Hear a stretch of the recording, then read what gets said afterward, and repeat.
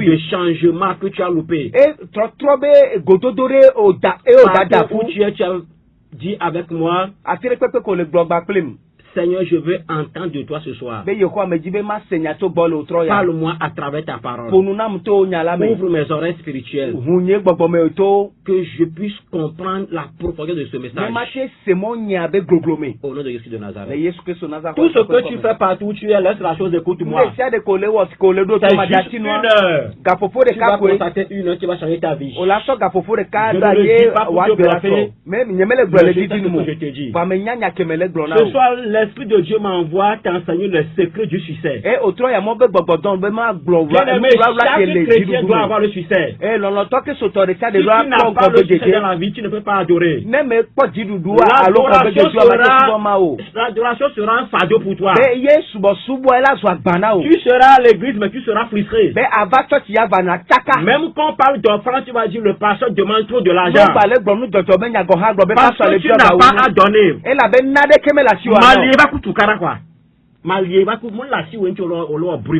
C'est parce que tu n'en as pas, c'est ça qui a mené la bataille. Alléluia. Amen.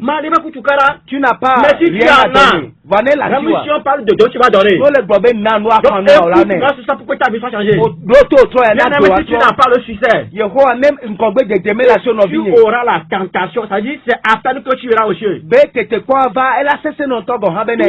Tous les grands hommes dont on a parlé dans la Bible, Abraham, Isaac, Jacob, David, Salomon, tout et tout ce qu'on a énuméré sont des gens riches. Le seul parmi eux qui n'est pas riche, c'est Lazare. Abraham est aux cieux, Lazare est aux cieux. Mais écoute-moi, l'un est assis au sein de l'autre. Le pauvre est assis au sein du riche. Bien-aimé, tu veux aller au ciel comment? Tu veux aller comme Lazare ou bien tu veux aller comme Abraham?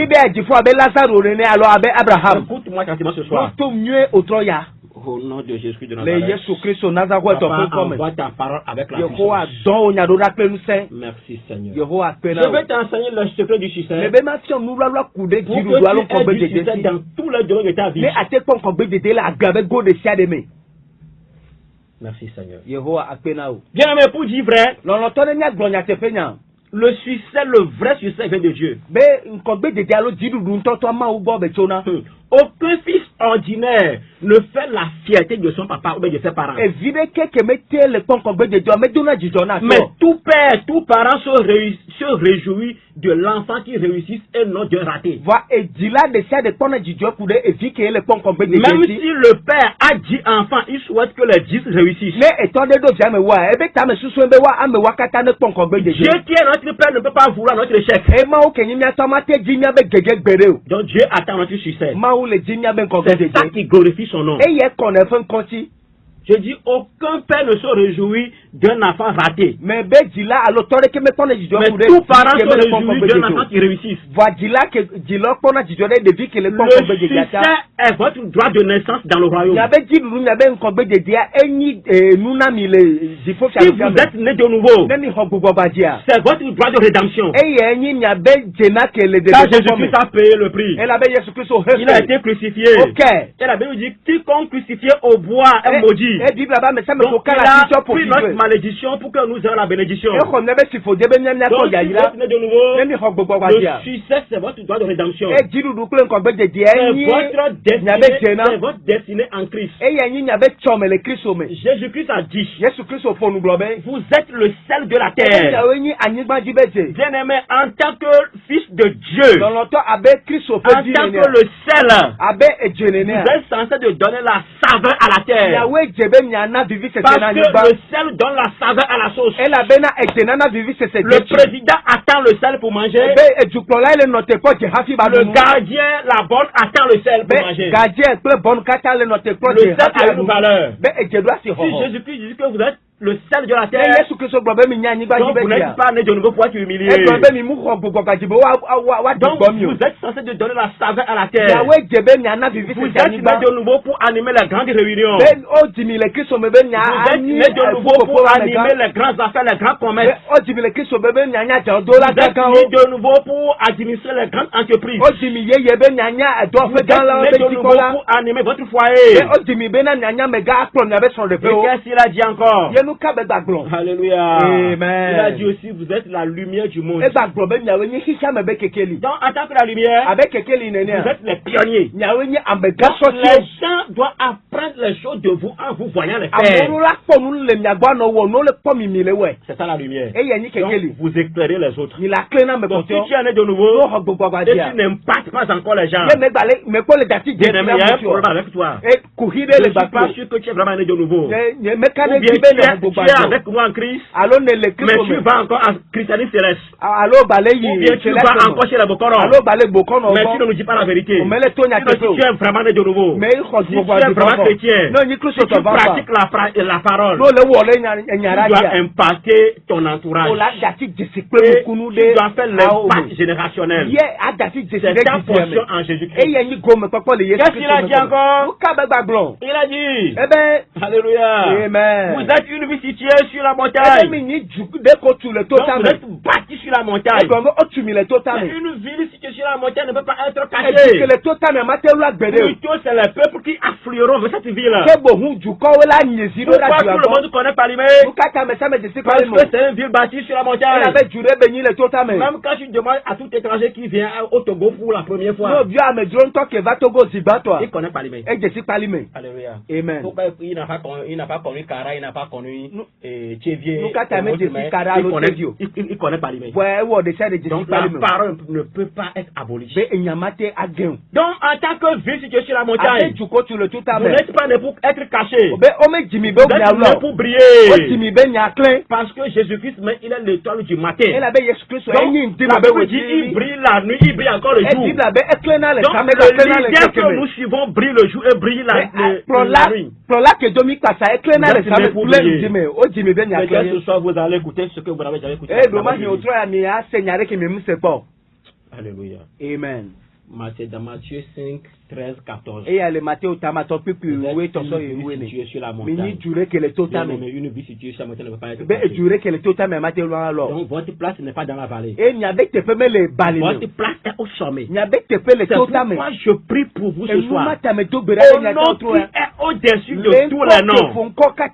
Tout démon familier, tout esprit malin, maléfique, qui vous maintient dans la vallée, je déclare leur pouvoir inspiré. Vous quittez la vallée maintenant pour le sommet. C'est votre héritage en Jésus-Christ. Alléluia. Amen. Ephésiens 2:6. Qu'est-ce qui est écrit? La Bible dit, il nous a ressuscités ensemble. Et nous a fait asseoir ensemble dans les lieux célestes en Jésus-Christ. Dans les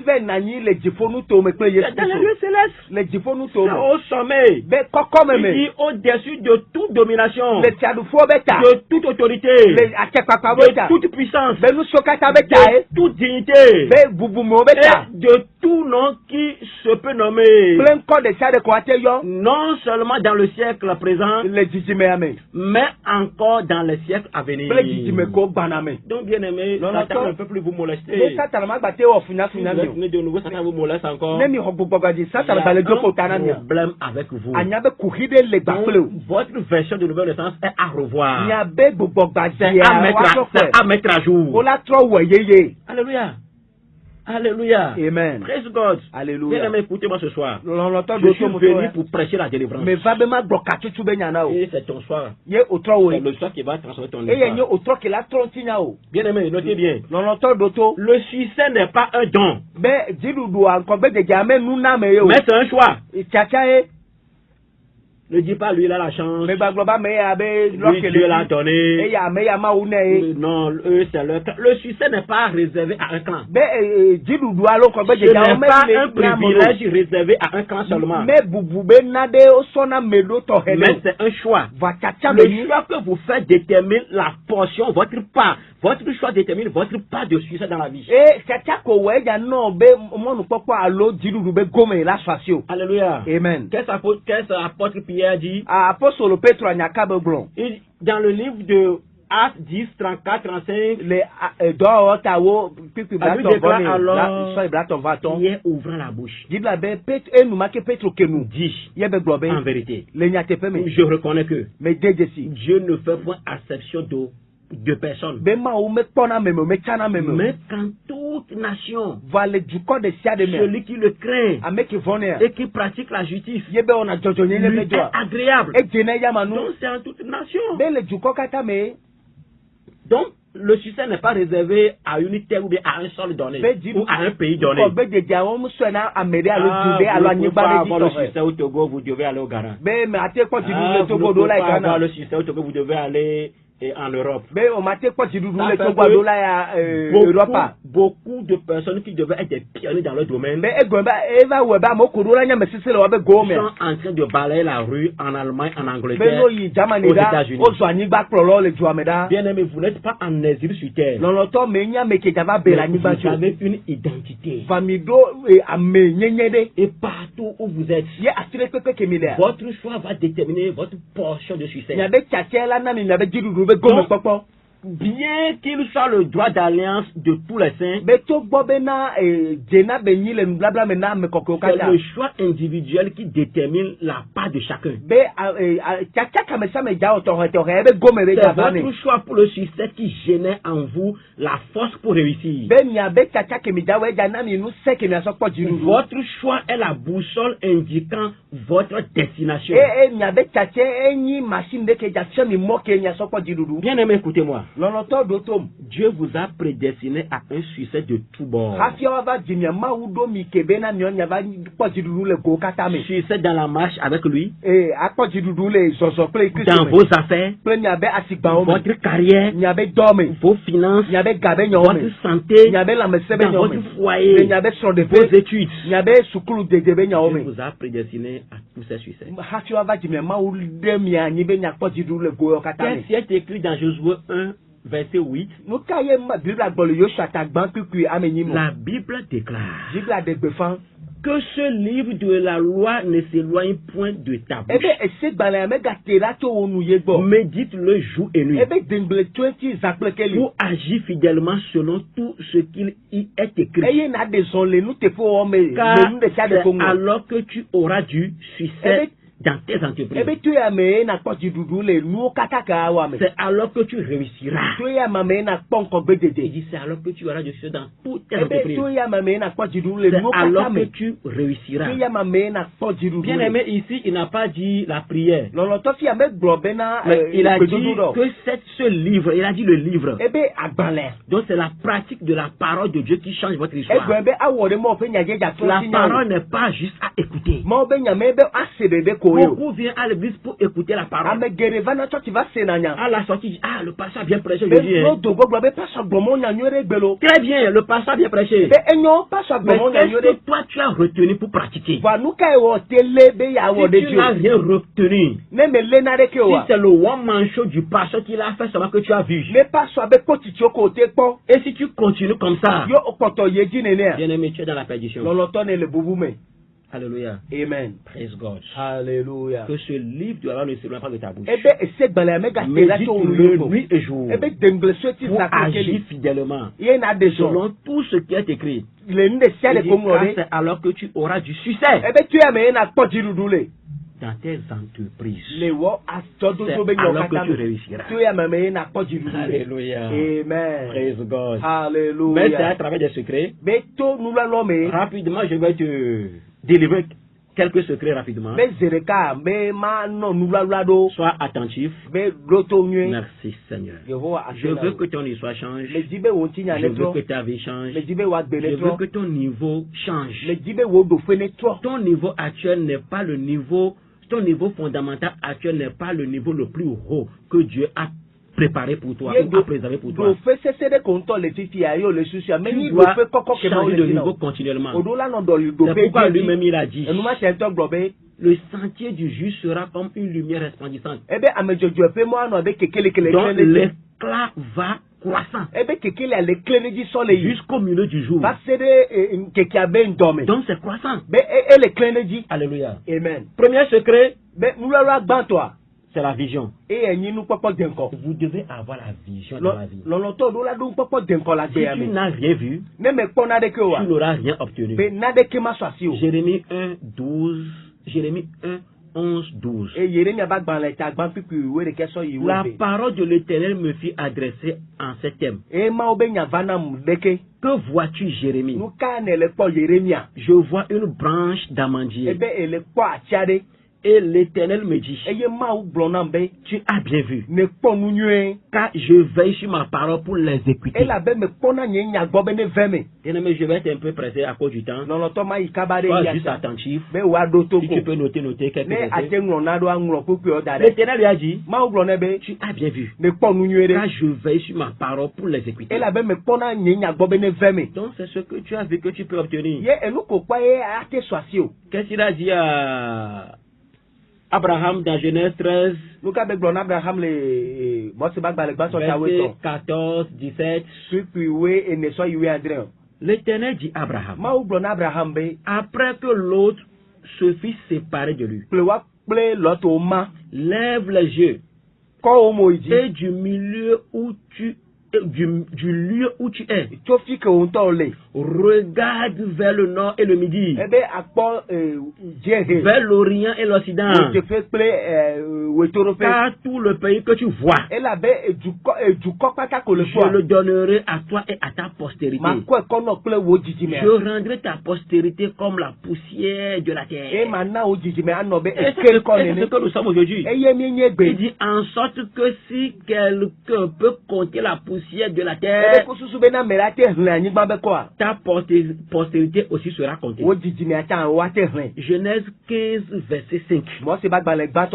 La Bible déclare, et après l'avoir conduit dehors, il dit, regarde vers le ciel et compte les étoiles, si tu peux compter. Et il lui dit, telle sera ta postérité.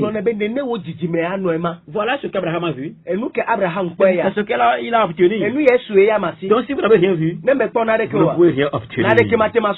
Alléluia. Amen. Praise God. Alléluia. Merci Seigneur. Alors toute création que nous voyons aujourd'hui a été déjà vue par quelqu'un, soit dans son rêve, dans sa pensée. Même cette radio sur laquelle nous parlons aujourd'hui, peut-être notre maman elle a déjà rêvé, a pensé à ça, et c'était dans l'invisible.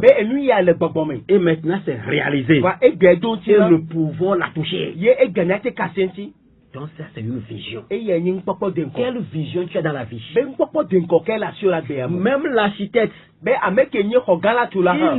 imagine le bâtiment, il le dessine sur un papier, et après il construit. Et nous pouvons toucher, nous pouvons voir ça, nous pouvons l'habiter. Même les habits que nous portons, c'est dans l'imagination de quelqu'un, dans sa vision, et il fait son mode. Bien-aimé, si tu peux te voir chef d'entreprise et tu mènes les démarches nécessaires, tu seras un grand chef d'entreprise. Si tu peux te voir dans une bonne carrière, tu réussiras brillamment ta carrière. Si tu peux te voir dans un foyer heureux, tu vivras dans le foyer heureux. Si tu ne te vois pas en bonne santé, tu ne le seras pas. C'est ce que tu vois que tu obtiens. Si tu ne vas pas réussir dans les études, tu ne pourras pas. Qu'est-ce que tu as vu? Si tu ne te vas pas prospérer, tu ne peux pas l'avoir.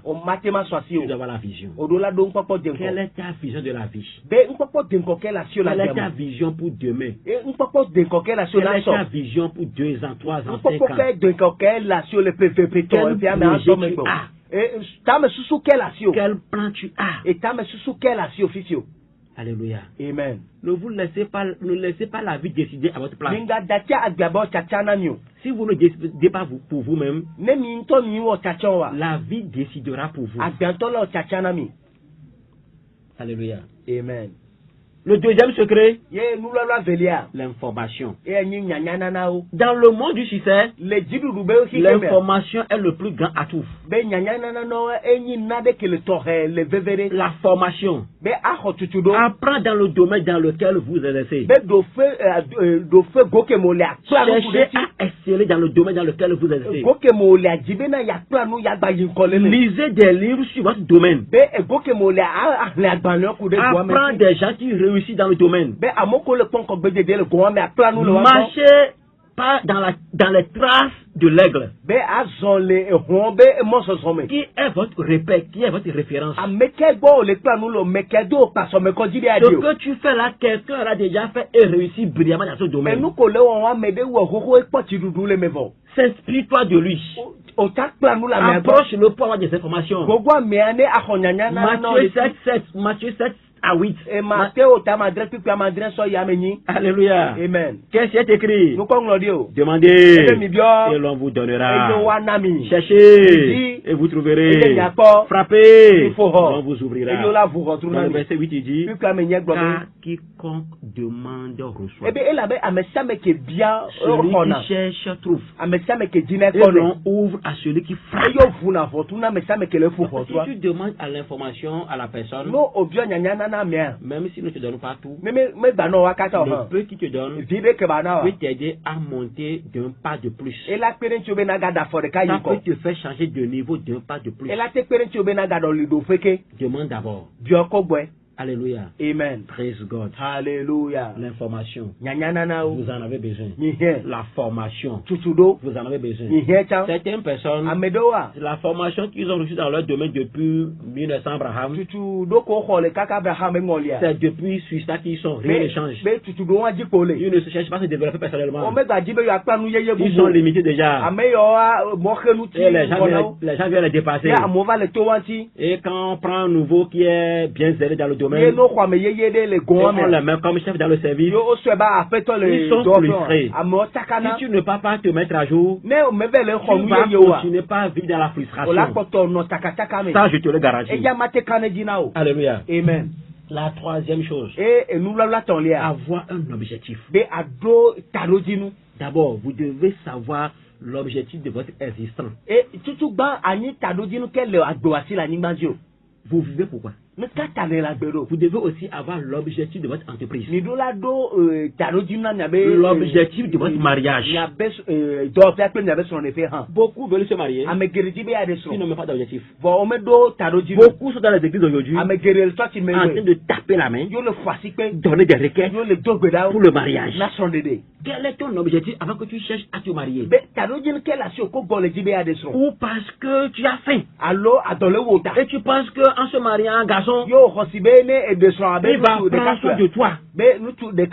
Si c'est ton objectif, tu iras pour être frustré dans ce foyer. Si c'est ce que tu as fait, vaut mieux d'aller chercher un travail à faire. Et le mariage. Le mariage n'est pas un travail. Amen. Quel est ton objectif avant que tu veux te marier? Praise God. Alléluia. Merci Seigneur. Qu'est-ce qui est écrit dans 1 Jean 3:8? Celui qui pêche est du diable. Car le diable pêche dès le commencement. Le Fils de Dieu apparu afin de détruire les œuvres du diable. Donc la venue de Jésus-Christ sur terre a un objectif. C'est pour détruire les œuvres de Dieu. Du diable. Donc tu dois aussi avoir un objectif. Amen. Praise God. Hallelujah. Philippiens 3:14. Apôtre Paul a dit, je cours vers le but pour remporter le prix de la vocation céleste de Dieu en Jésus-Christ. Mais il court pour un but. La quatrième chose, la poursuite de l'objectif. Vous avez un objectif, mais vous devez poursuivre l'objectif. Pourquoi? En science, tout objet est en état de repos. Jusqu'à ce qu'une force lui soit appliquée. Donc ce qui veut dire que l'homme est au centre de tout. Par exemple, les motos et les voitures que nous avons garées dehors. Si nous ne quittons pas ici pour aller les démarrer, les toucher, ils demeureront là jusqu'à être poussiéreux. Donc l'homme est au centre de toute chose. Rien ne marche de soi. Tout ce qui marche est actionné par un homme.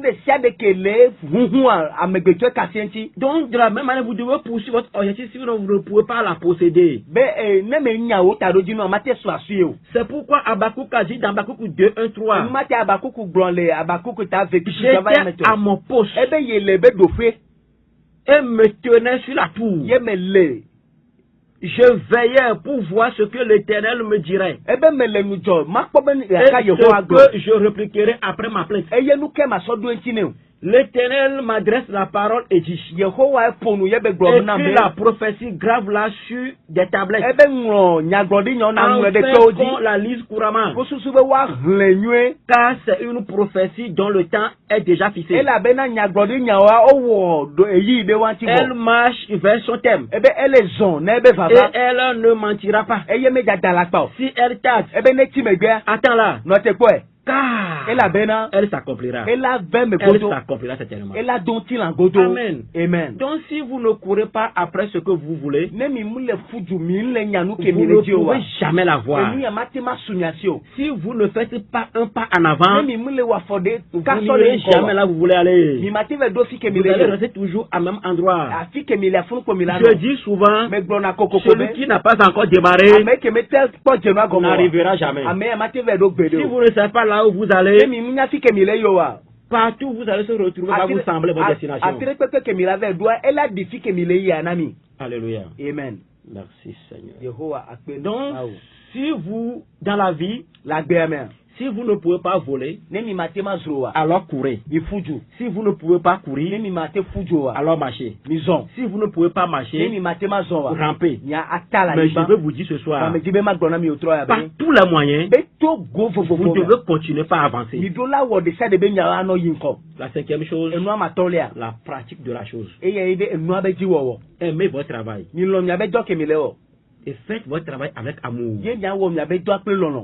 Si tu es dans un travail et tu n'es pas passionné, tu ne le fais pas avec l'amour, bien aimé, quitte ce travail pour que tu ne sois pas une charge pour ton patron, ta patronne, pour que toi tu sois téléguidé à chaque moment. Parce que beaucoup n'arrivent pas à prendre d'initiative dans leur travail. Il faut qu'on leur dise tout ce qu'ils doivent faire, on doit leur dicter tout ce qu'ils doivent faire. Donc tu n'as pas d'amour pour ton travail. Vaut mieux pour toi d'aller chercher ce que tu peux bien faire. Continuez pas à être une charge pour cette entreprise. Vous devez aimer votre métier. Bien aimé, tout métier comporte des risques. Il n'y a pas ce métier dans lequel il n'y a pas de risque. Faites bien le travail pour lequel on vous a employé. Alléluia. Amen. Même dans votre foyer, soyez des pratiquants dans le foyer. Ne laissez pas les charges aux bornes ou bien à la cousine ou autre personne. Le mariage, Dieu est descendu pour venir instituer le mariage. Pour les autres choses, il a dit. Dieu a dit. Mais pour ce qui concerne le mariage, il est descendu dans le jardin pour la porte de l'homme. Donc Dieu est venu faire. Donc dans le mariage, c'est les faits qui réussissent le mariage. La prière La prière vient seulement pour accompagner. La prière ne substitue pas au fait. Si vous ne faites rien, rien ne sera fait. Il est temps que vous pratiquez ce que vous faites. Vous avez de l'amour pour ce que vous faites. Bien-aimé, le travail est le facteur principal du succès. Beaucoup sont assis dans nos églises. Qu'est-ce que tu fais? Je ne fais rien. Tu ne fais rien, là c'est compliqué. La Bible dit tout ce que tu as, mais tu fais-le. Donc, c'est quelque chose à faire. Alléluia. Amen. Même les garçons qui étaient dehors, Jésus-Christ a dit, mais qu'est-ce que vous faites ici? Allez, va travailler. Alléluia. Amen. Vous devez travailler. Le travail est le facteur principal qui vous amène au succès. Les faits sont les piliers fondamentaux pour le succès.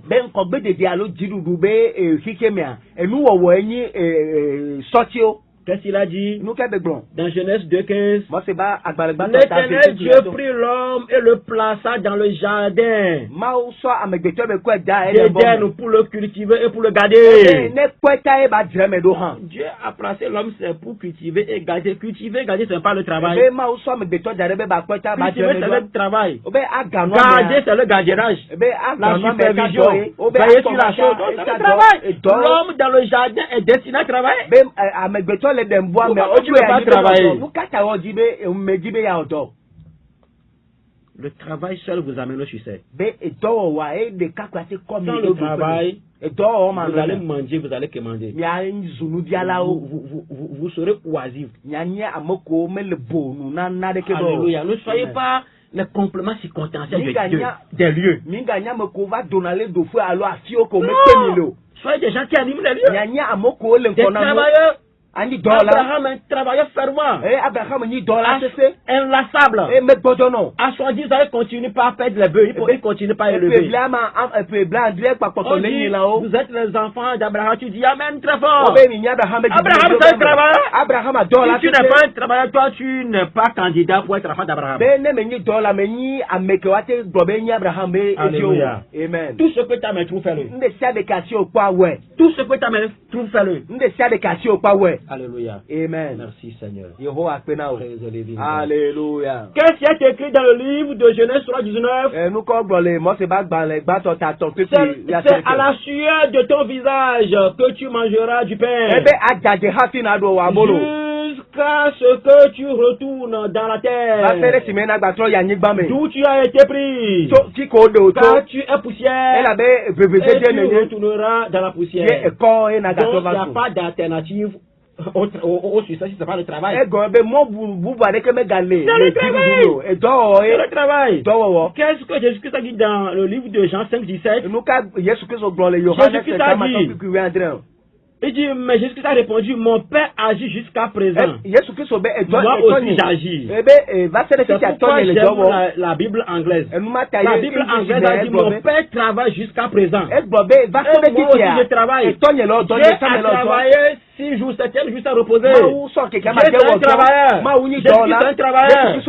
Et quand tu es un fainéant, tu veux te mettre propre, tu vas travailler. Ça c'est quelle génération? Que cela change. Reçois ta délivrance maintenant. Alléluia. Merci Seigneur. Merci Seigneur. Qu'est-ce qui est écrit dans Ecclésiaste 11, 1, 4? Quand vous prenez le livre d'Ecclésiaste 11, verset 1, 4, si vous prenez la version française courant, c'est écrit, engage-toi dans beaucoup de domaines, même en courant des risques. Il dit, investis ton argent dans beaucoup de domaines, car tu ne sais pas quel jour le malheur viendra sur terre. C'est Louis II qui dit, jette ton pain sur la planche des eaux, machin. Quand tu as la révélation, quand tu as l'inspiration, tu comprendras que c'est ce qui est écrit là-bas. Utilisez votre pensée pour le succès. Le technicien me fait signe. Je vais laisser les 10 minutes que les gens appellent. La sixième chose, c'est la prière. Et si vous voulez bien, on va évoluer le mardi prochain si Dieu nous prête la vie. Bien-aimés, voici votre délivrance pratique de ce soir. L'antenne maintenant est ouverte. 93 19 01 01. Vous pouvez appeler maintenant 93 19 01 01 96 94 11 11. Vous pouvez nous soutenir. Vous pouvez nous poser des questions et vous pouvez nous appeler pour la prière. Les 10 minutes, c'est pour vous. Que Dieu vous bénisse. Quand vous avez compris ce message de ce soir. Amen. L'antenne est ouverte. 93 119 01 01. Nous sommes sur Life Radio.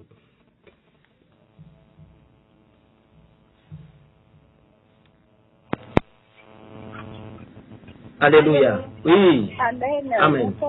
Bonsoir.